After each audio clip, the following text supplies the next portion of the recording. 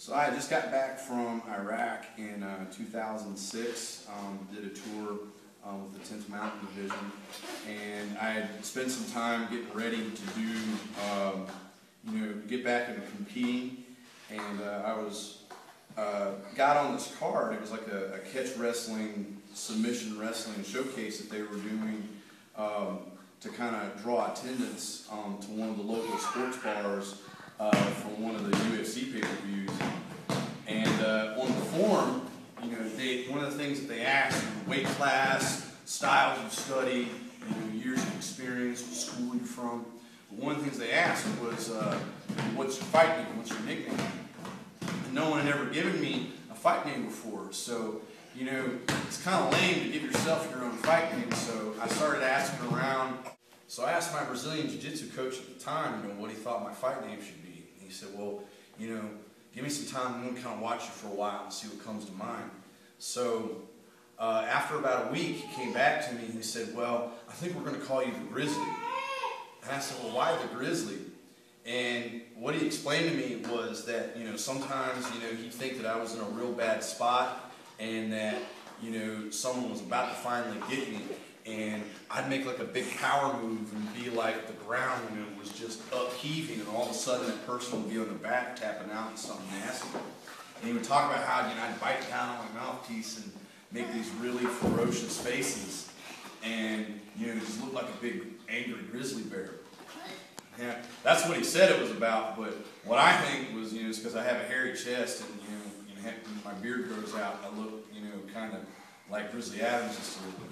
But he denies it to this day. So I went and did the submission grappling card, and everything went really well. You can find those matches on YouTube if you really want to see them. And but as time went on, when I started to get into teaching, and when I started to compete more, the fight name Grizzly kind of stuck. And once I got a couple of students of my own that were finally ready to kind of go do some beginner divisions at like some of the U.S. grappling and highest-on tournaments that they have here in North Carolina, they said, well, what's our team name?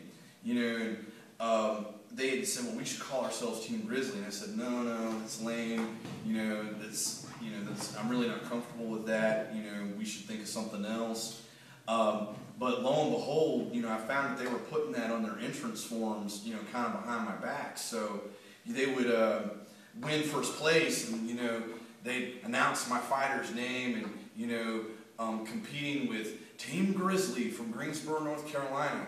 And I'd hear that over the PA, and so the rest of my students kind of caught on, and the other schools in the area kind of started to recognize this as Team Grizzly Jiu-Jitsu. And that's just kind of what's been trademarked and what we continue to use to this very day.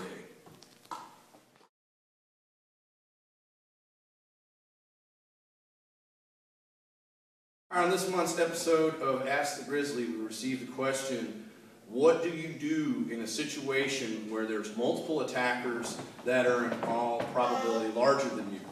There's no simple answer, the main thing being that you got to understand the group psychology of the pack. So, one of the things that I would encourage is that you talk to your assailants. Alright, so in this situation, I want to have my hands up as a bridge or a barrier. I'm trying to keep a buffer zone to give me a chance to interpret and possibly counter an attack. Now, there's no one technique that's going to do this for you. So you really, really, really have to understand the psychology of this group. The first thing I want to figure out is who's the leader. Generally, it's the bigger person with the biggest mouth. You'll notice in this case that his posture is more aggressive. So he's probably going to be the one to attack first. His posture being more reserved, he's going to wait to see what happens with this guy before he initiates his attack as well. So if I'm here and this guy attacks, I'm going to try to get to his back to use him as a shield. Now, I want him to be able to talk, so I'm not applying this choke, but I am pulling him backwards so his balance is broke. Well, pressure point I could use would be to come up under the bridge of the nose and apply a little pain and say, call your boys off, call your boys off, call your boys off. Because a lot of times if they see this bigger guy go down, they're going to lose heart and they're not going to play anymore. Now, if the situation dictates, I can apply my compression crank, break him down at the knee, and possibly break the neck upon impact or just put him out. Keeping him between me and the other assailants so that I can disengage and possibly escape. But hopefully you'll see what happens to the leader and they won't want to continue to engage in the attack.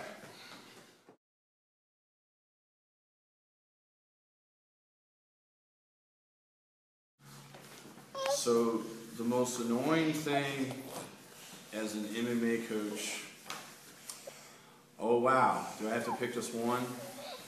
I think probably the most annoying thing is a fighter that claims they want to fight but they don't want to train. So, they'll come in day zero, they show up to the gym and they tell you about everywhere that they've been or haven't been, and all the scraps that they've gotten to out in the schoolyard, and their beige pink striped belt from Taekwondo just makes their striking invincible. And you start training them a little bit, and all they want to talk about, I want to get in the cage, I'm ready to get in the cage. And you put them in some of the first real sparring matches with some of your more senior students, they get absolutely destroyed. Or they do their first submission grappling tournaments and they aren't able to beat anybody, they get tapped out of their preliminary bracket. And they say, oh, I'd be different if we were in the cage because then I'd be allowed to do this, or I'd be allowed to hit them as hard as I can, or whatever it is. And and you have to tell them straight up, you're not ready, because it's the coach's responsibility to make sure that their guy stays healthy, win, lose, or draw. And the funny thing is, sometimes some of those same people that tell them they're not ready will get frustrated with me and jump to a different school or affiliation. Somebody will put them in for an MMA fight, and you find out that they got knocked out, tapped out, the first round, got super duper hurt, and then they're never seen again because they got really discouraged and their ego was completely destroyed.